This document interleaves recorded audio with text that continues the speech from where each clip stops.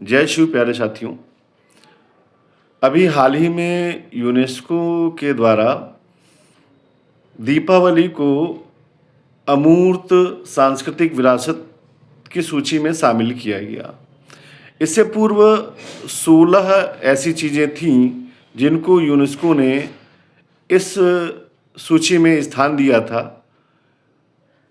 यानी कि अब दीपावली 17वां या 17th यह ऐसी विरासत है जो यूनेस्को ने अमूर्त सांस्कृतिक विरासत सूची में शामिल की है।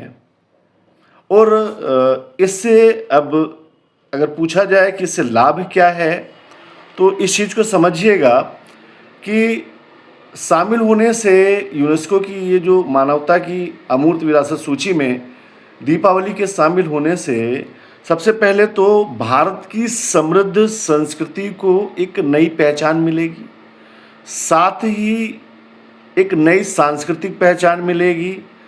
विश्व स्तर पर भारतीय संस्कृति और विस्तार पाएगी।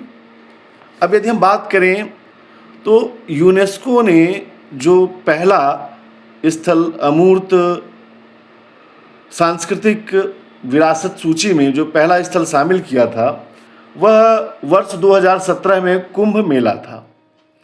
उसके बाद अभी वर्ष 2021 में दुर्गा पूजा को शामिल किया गया। उसके बाद अभी हाल ही में दीपावली को अमूर्त सांस्कृतिक विरासत सूची में शामिल किया गया, जो भारत के लिए एक बड़े गौरव की बात है। और चाहे जितने भी जो भी प्रश्न हैं, जो भी एग्ज़ाम्स हैं, उनमें ये प्रश्न ज़रूर पूछा जाएगा। इसलिए प्यारे साथियों, आप इस चीज़ को बहुत अच्छे से पढ़ लें। और एक चीज़ और ध्यान रखें कि यूनेस्को के बारे में पूरा भी पढ़ लें कि यूनेस्को का फुल फॉर्म क्या होता है, जैसे United Nation education scientific and cultural organization. Hindi में यदि हम कहें तो संयुक्त राष्ट्र शैक्षिक वैज्ञानिक और सांस्कृतिक संगठन। और यूनेस्को का मुख्यालय कहाँ है, तो ये पेरिस में है, फ्रांस।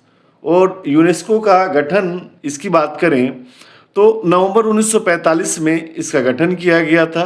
अच्छा, यहाँ पर एक चीज़, एक नई बात और भी है कि पहली बार भारत को यह मौका दिया गया है कि यूनेस्को की अमूर्त सांस्कृतिक विरासत समिति सत्र की मेज़बानी भारत कर रहा है।